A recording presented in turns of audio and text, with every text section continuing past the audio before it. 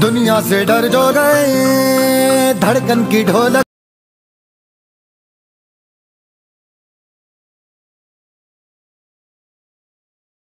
नच जाएगी भर के नच जाए कर दे बवाल उठे दिल में बुझा।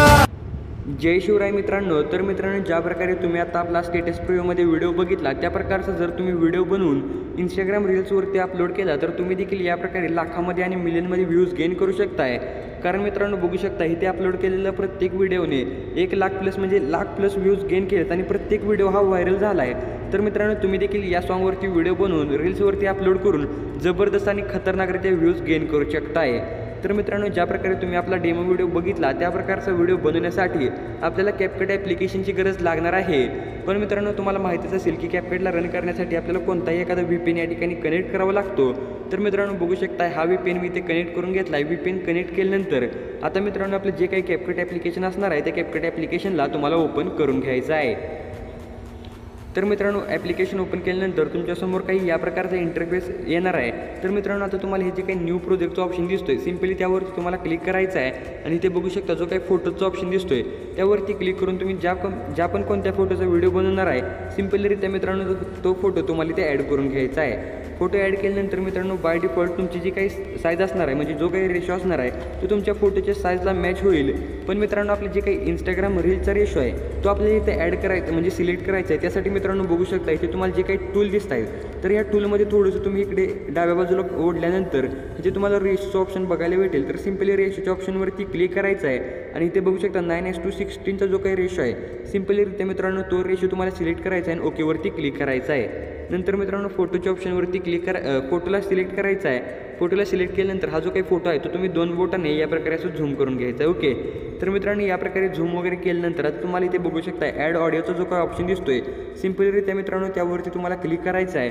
एकतर मित्रांनो तुम्ही जे काही मी सॉन्ग दिले ते तुम्ही इथून ॲड करू शकताय किंवा जर तुमच्याकडे या सॉन्गवरचा व्हिडिओ असेल तर तुम्ही एक्स्ट्रॅक्टचा जो काही ऑप्शन दिसतोय त्यावरती क्लिक करून सिम्पलीरित्या तो व्हिडिओ तुम्हाला इथे सिलेक्ट करायचा आहे आणि खाली इम्पोर्ट ऑडिओ ओनली ह्यावरती क्लिक करायचं आहे। जे काही सॉन्ग आहे ते सॉन्ग ॲड करून घ्यायचं आहे।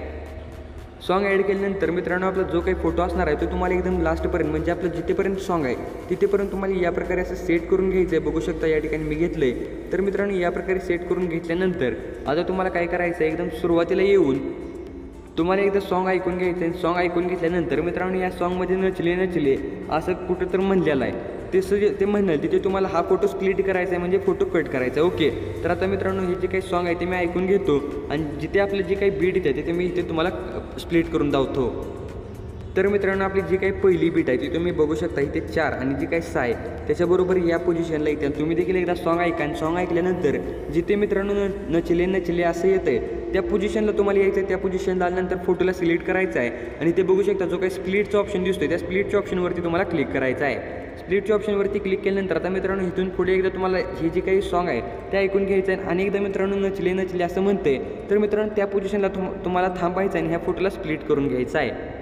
तर मित्रांनो बघू शकता आपली जी काही दुसरी बीट आहे ती बरोबर ह्या पोझिशनला आहे ते 12 आणि जी काही 10 आहे बरोबर ह्या पोझिशनला आपली बीट आहे। तर सिम्पलरित्या मित्रांनो तुम्हाला ह्या पोझिशनला यायचं आहे। फोटोला सिलेक्ट करून स्प्लिटच्या ऑप्शनवरती क्लिक करून ह्या फोटोला 2 पार्टमध्ये असं कट करून घ्यायचं आहे। तर मित्रांनो या प्रकारे कट वगैरे केल्यानंतर आता तुम्हाला एकदम सुरुवातीला यायचं आहे। सुरुवातीला आल्यानंतर इथून तुम्हाला बॅक यायचं आहे। बॅक आल्यानंतर इथे बघू शकता इफेक्ट्सचं ऑप्शन तुम्हाला बघायला भेटेल।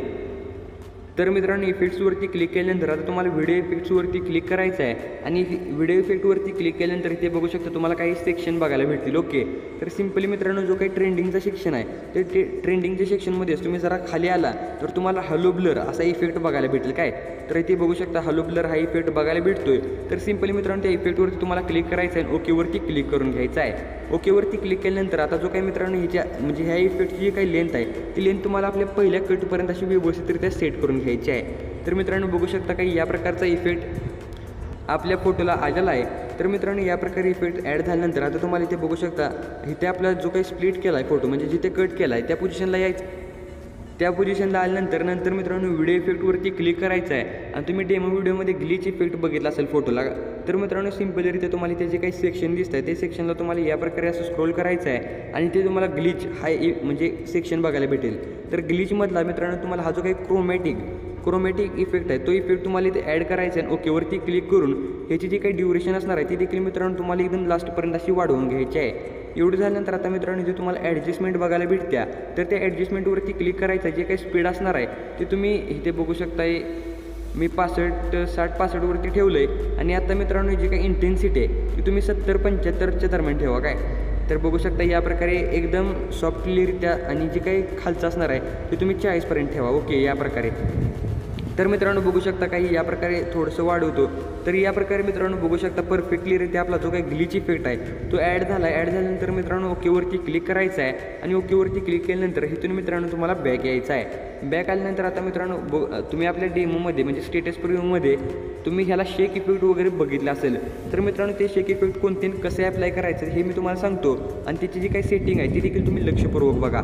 आता मित्रांनो आपला जे काही पहिला कट इथे आहे तर पहिल्या कटमधला जो काही हा फोटो आहे ते म्हणजे दुसऱ्या पार्टमधला फोटो त्या फोटोला तुम्हाला सिलेक्ट करायचा आहे. फोटोला सिलेक्ट केल्यानंतर इथे तुम्हाला ॲनिमेशनचं ऑप्शन बघायला भेटेल. तर सिम्पलरित्या मित्रांनो ॲनिमेशनवरती तुम्हाला क्लिक करायचं आहे आणि इथे क्लिक केल्यानंतर बघू शकता मित्रांनो इथे तुम्हाला काही ॲनिमेशन बघायला भेटणार आहेत.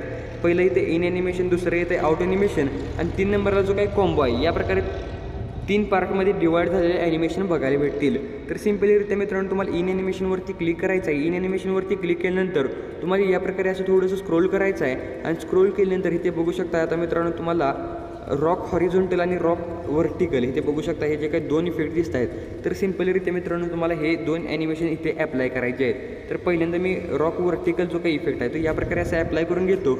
रॉक ह्याचं नुसतं मग मित्रांनो क्लिक करायचं आहे. ओके. तर यावरती क्लिक केल्यानंतर आता मित्रांनो तुम्हाला ही जी काही इथे तुम्हाला लेंथ म्हणजे जी काही ड्युरेशन दिसत्या ती 0.5 आहे ती तुम्हाला 0.8 सेकंद असं ठेवायचं. ओके. तर मित्रांनो बघू शकता परफेक्टलीरित्या आपल्या फोटोला इफेक्ट मॅच झाला आहे. तर मित्रांनो एवढं झाल्यानंतर ओकेवरती क्लिक करायचं आहे. नंतर आपला मित्रांनो लास्ट जो काही फोटो आहे त्या लास्टच्या फोटोला तुम्हाला सिलेक्ट करायचं आहे. ॲनिमेशनवरती क्लिक करायचं आहे आणि इन ॲनिमेशनमध्येच तुम्हाला इकडे स्क्रोल केल्यानंतर आता रॉक व्हर्टिकल आपण ॲप्लाय केलं ना तर आता रॉक हॉरिझॉन्टल आता बघू शकता हा जो काही रॉक हॉरिझॉन्टल इफेक्ट आहे तो इफेक्ट तुम्हाला ॲड करायचा आहे. ही जी काही ड्युरेशन लेंथ काय म्हणा तुम्ही तर ही तुम्हाला 0.7वरती अशी ठेवायची. ओके.